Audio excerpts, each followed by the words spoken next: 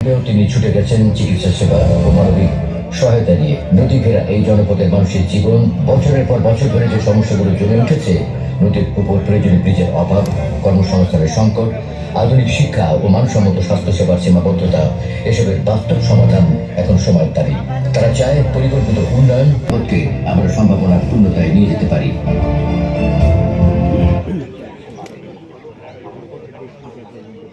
আমরা বায়োগ্রাফি দেখলাম এবং যার চিন্তা এবং পরিকল্পনায় আমাদের জাতীয় আমরা একটি পরিকল্পনা আপনাদের সামনে তুলে ধরবো আজকে।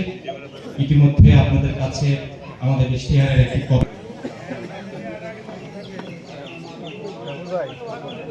ভাই আপনারা কি শুরু করছেন?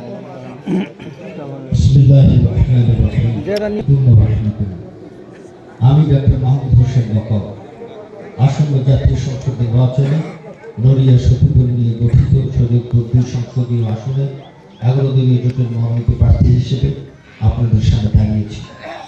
এই জনপদের মানুষের দীর্ঘদিনের বঞ্চনা দূর করে নড়িয়া সফিপুরকে একটি নিরাপদ, সমৃদ্ধ ও আদর্শ এলাকায় রূপান্তর করার লক্ষ্যেই আমার এই ইশতেহার। এই ইশতেহার ক্ষমতার প্রতিশ্রুতি নয়, এটি দায়িত্বের অঙ্গীকার। ন্যায়, উন্নয়ন ও মানবিক মর্যাদাকে ভিত্তি করে একটি টেকসই ভবিষ্যৎ গড়ে তুলতে আমি আমার পরিকল্পনাগুলো আপনাদের সামনে তুলে ধরছি। নড়িয়া সফিপুর একটি কৃষি নির্ভর ও চর ঘেরা জনপদ। এখানকার মানুষের প্রধান চ্যালেঞ্জ হল খাদ্য ও পুষ্টি নিরাপত্তা, নদী ভাঙন, জলবায়ু ঝুঁকি ও চলাচলের অবহেলা, চিকিৎসা ও শিক্ষা অবকাঠামোর সীমাবদ্ধতা, কর্মসংস্থানের অভাব, দুর্নীতি ও সরকারি সেবার বঞ্চনা।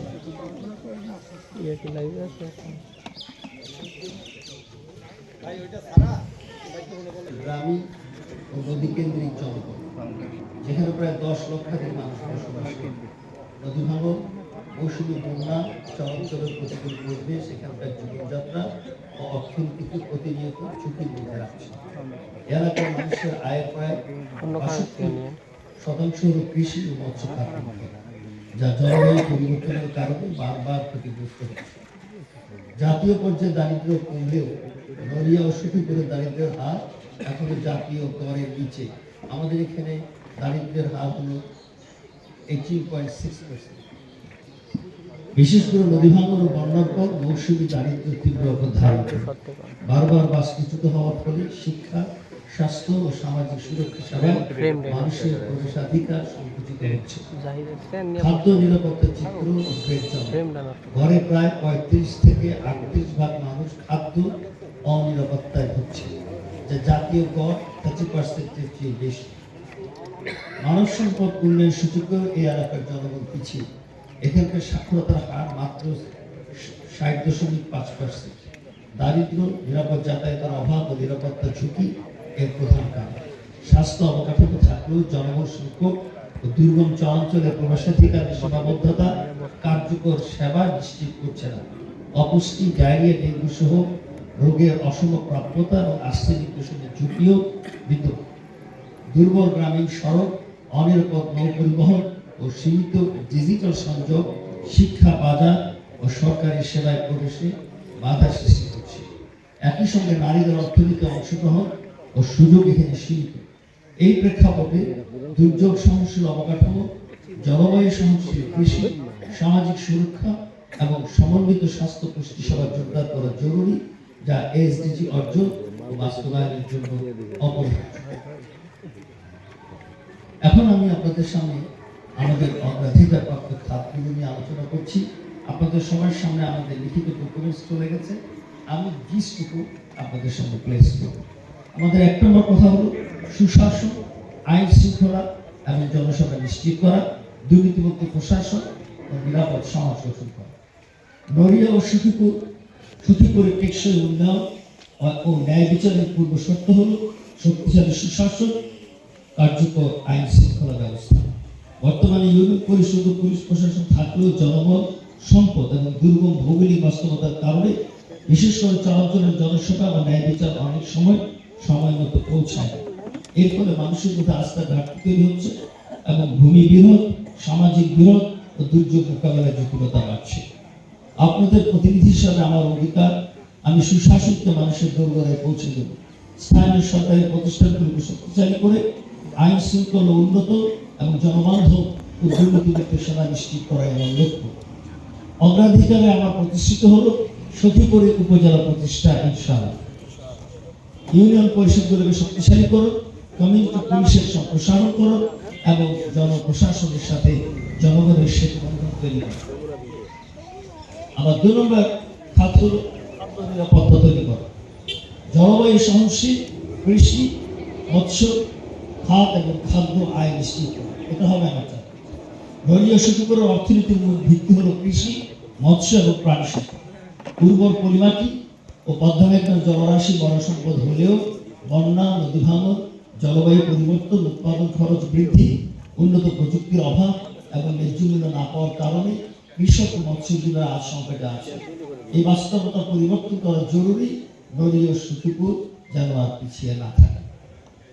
আপনাদের প্রতিনিধি হিসাবে এই খাতে আমার অঙ্গীকার হলো আমি কৃষি ও মৎস্য ব্যবস্থাকে আধুনিক, জলবায়ু সহনশীল এবং কৃষক বান্ধব করে খাদ্য নিরাপত্তা করে তুলব। কৃষিকে ন্যায্য অধিকার নিশ্চিত করে কর্মসংস্থান ও টেকসই স্থানীয় অর্থনীতি গড়ে তোলা আমার প্রতিশ্রুতি। সেক্ষেত্রে অগ্রাধিকার ভিত্তিতে আমার কাজ হবে নিরাপদ খাদ্য ও উপকরণ প্রযুক্তি সেবা নিশ্চিত করা, ন্যায্য মূল্য নিশ্চিত করা, ইমানদার ও নিরাপদ খাদ্য ব্যবস্থা। আমার 3 নম্বর খাত হলো স্বাস্থ্যসেবা স্যানিটেশন। আমার টার্গেট হলো স্বাস্থ্যসেবা হবে সহজলভ্য, মানবিক ও দুর্নীতিমুক্ত। জাতীয় পর্যায়ে অগ্রগতি হলেও নদীয়া সখীপুরের মানুষ, বিশেষ করে চরাঞ্চল ও নদী তীরবর্তী এলাকার বাসিন্দারা আজও মানসম্মত স্বাস্থ্যসেবা, পুষ্টি, নিরাপদ পানি ও স্যানিটেশন থেকে বঞ্চিত। দূরত্ব, যাতায়াত সমস্যা, চিকিৎসক, জনবল সংকট এবং উচ্চ চিকিৎসা ব্যয়ের কারণে অনেক পরিবার দারিদ্র্যের ঝুঁকিতে পড়ছে। মা ও শিশুর অপুষ্টি, অনিরাপদ পানি, আর্সেনিক দূষণ এখানকার মানুষের জীবন ও মর্যাদাকে হুমকির মুখে ফেলছে। এখানে আমার অঙ্গীকার হলো আমি নদীয়া সখীপুরের প্রতিটি পরিবারের জন্য সাশ্রয়ী, মানসম্মত স্বাস্থ্যসেবা, পুষ্টি এবং নিরাপদ পানি ও স্যানিটেশন নিশ্চিত করব, যাতে করে কোনো মা, শিশু বা কোনো মানুষ দারিদ্র বা দূরত্বের কারণে চিকিৎসা থেকে বঞ্চিত না হয়।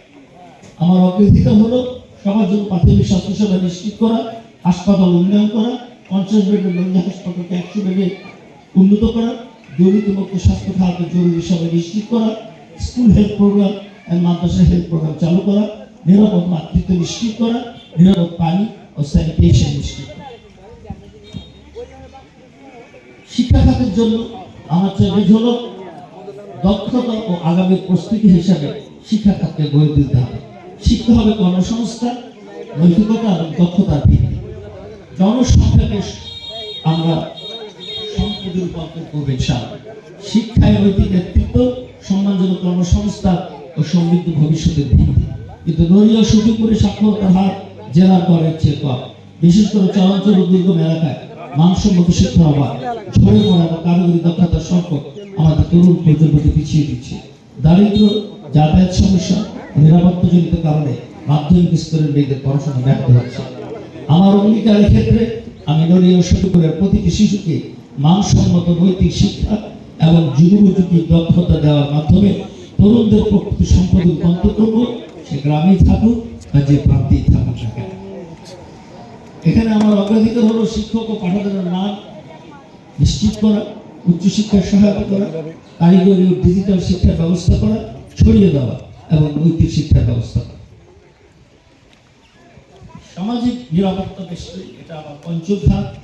অসহায় মানুষের জন্য ন্যায্য ও কার্যকর সুরক্ষা গড়ে তোলা। দারিদ্র্য বিমোচন ও মর্যাদাপূর্ণ জীবন অতীব জরুরি। নদীয়া সখীপুরের বহু পরিবার, বিশেষ করে নারী প্রধান পরিবার, প্রবীণ, প্রতিবন্ধী, চরাঞ্চলের বাসিন্দা এবং বন্যা ও নদী ভাঙনে ক্ষতিগ্রস্ত মানুষ জীবন ধারণের জন্য সামাজিক সুরক্ষা কর্মসূচির উপর নির্ভরশীল। কিন্তু অনিয়ম, দেরি ও বৈষম্যের কারণে অনেক সময় প্রকৃত সুবিধাভোগীরা তাদের প্রাপ্য থেকে বঞ্চিত হয়।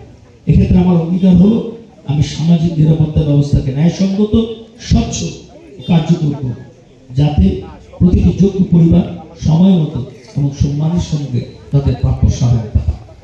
সেক্ষেত্রে আমার প্রতিশ্রুতি সঠিক মানুষকে সঠিক সহায়তা করে, পুষ্টি কেন্দ্রিক সুরক্ষা, দ্রুত ও স্বচ্ছ পেমেন্ট এবং আপৎকালীন সহায়তা। আমার 6 নম্বর কাজ হলো অর্থনীতি, ব্যবসা বাণিজ্য এবং বিনিয়োগ।